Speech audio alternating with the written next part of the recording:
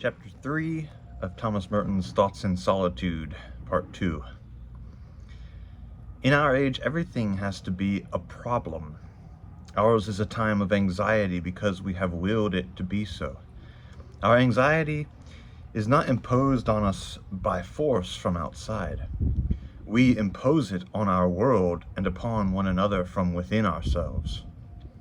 Sanctity in such an age means, no doubt, traveling from the area of anxiety to the area in which there is no anxiety, or perhaps it may mean learning from God to be without anxiety in the midst of anxiety. Fundamentally, as Max Picard points out, it probably comes to this: living in a silence which so reconciles the contradictions within us that, although they remain within us, they cease to be a problem. Contradictions have always existed in the soul of man, but it is only when we prefer analysis to silence that they become a constant and insoluble problem. We are not meant to resolve all contradictions, but to live with them and rise above them and see them in the light of exterior and objective values which make them trivial by comparison. Silence, then, belongs to the substance of sanctity. In silence and hope are formed the strength of the saints. When solitude was a problem, I had no solitude. When it ceased to be a problem, I found I already possessed it, and could have possessed it all along.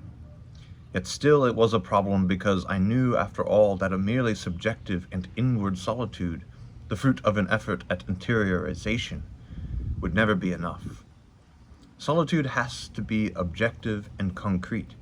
It has to be a communion in something greater than the world, as great as being itself, in order that in its deep peace we may find God.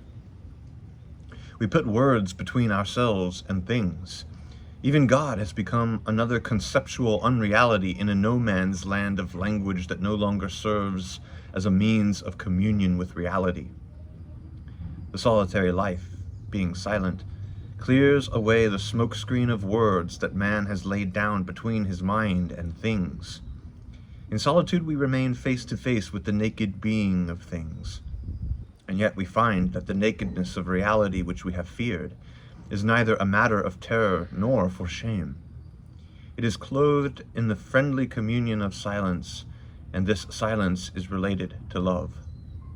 The world our words have attempted to classify, to control, and even to despise, because they could not contain it, comes close to us, for silence teaches us to know reality by respecting it where the words have defiled it. When we have lived long enough alone with the reality around us, our veneration will learn how to bring forth a few good words about it from the silence which is the mother of truth.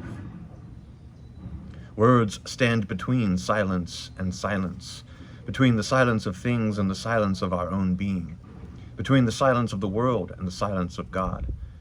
When we have really met and known the world in silence, words do not separate us from the world, nor from other men, nor from God, nor from ourselves, because we no longer trust entirely in language to contain reality.